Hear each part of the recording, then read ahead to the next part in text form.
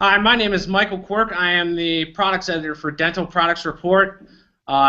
April is Oral Cancer Awareness Month. And as part of our coverage today, we're talking with Joana Breckner, who is a mother of two that lives in California and an oral cancer survivor. Um, Hi, Joanna. How are you? I'm great. How are you? When were you first diagnosed? I was first diagnosed with precancerous leukoplakia about 13 years ago, and this was found in a routine oral screen by my dentist.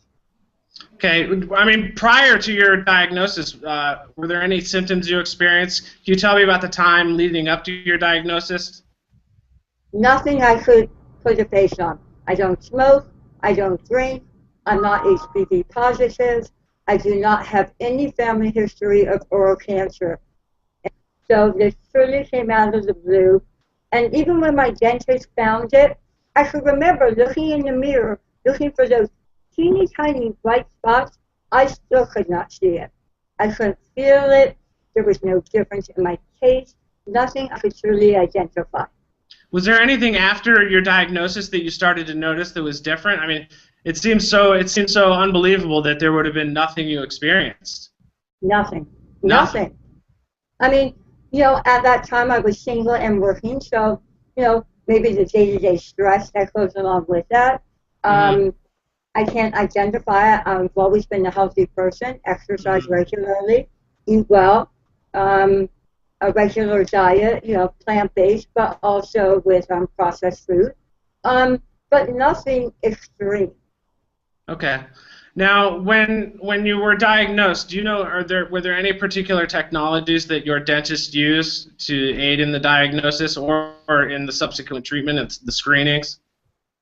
My initial oral screening by my dentist with the leukoplakia was all visual and manual. Hmm. And if I recall, I was maybe 1 or 2 minutes. He Hmm. said, I see something, I want to you to a neurosurgeon. And Hmm. I immediately took that number, gave him a call. It all happened within 1 week. I didn't Hmm. wait any time. Now, can you tell me a little bit about your treatment? Yeah, absolutely. For my major surgery in January of 2012, is that the treatment Yeah. you're referring to? Yes. Yes. I'm sorry. Okay. In January 2012, I had surgery to remove my second tumor.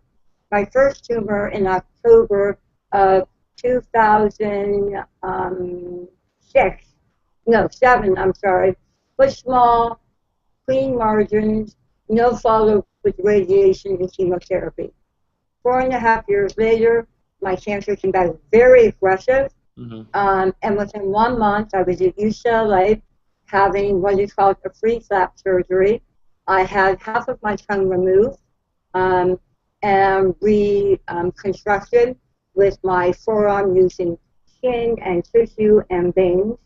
And that was followed up with um, 7 to 8 intense weeks of radiation and chemotherapy. Now, how have the treatments affected, your normal day-to-day life? For the first maybe 2 weeks, it was business as usual. I could be a mom, take care of my kids, cook meals, eat, do the carpool, all that kind of stuff. Take care of my home and my family. But after about 2 weeks, it really took a toll. I was incapacitated for the rest of my treatment. Hmm. Basically, my day consisted of two roles.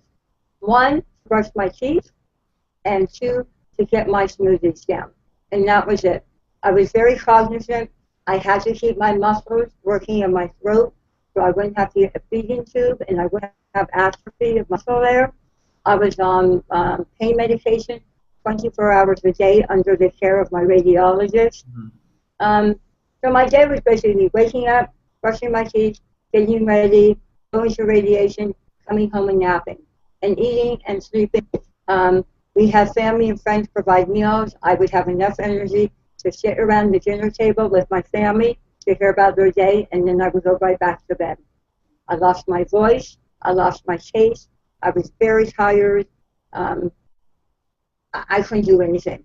I was homebound pretty much for the entirety of for the rest of the duration of my treatment. Wow. What's your status now? What does the doctor say? I'm cancer free. Cancer free. Great. I got my MRI back last week and my CAT scans, and I just celebrated my 1 year anniversary. That's so great I'm news. What's the future hold for you now that you're cancer free? I mean, what do you have to do? My children think my future should be. Yeah. Well, I mean, there is no doubt the way I look at life and the way I feel about life is very different. I certainly let a lot of things roll off me now that perhaps I used not to. I'm very much a type A personality, so I'm working on toning that down a little bit. I don't try to be as controlling. You know, there's a big universe out there, whatever you believe in. I believe in God. Everything is not up to me. So instead of worrying about next week, next month, next year, right now I'm very mindful, and I am focusing on what's happening today and enjoying my life today. How about from a medical perspective? What do you have to do to keep up with to make sure it doesn't come back? Well, I am on a routine with my doctors. Right now I'm scheduled. I have my next set of exams in 6 months.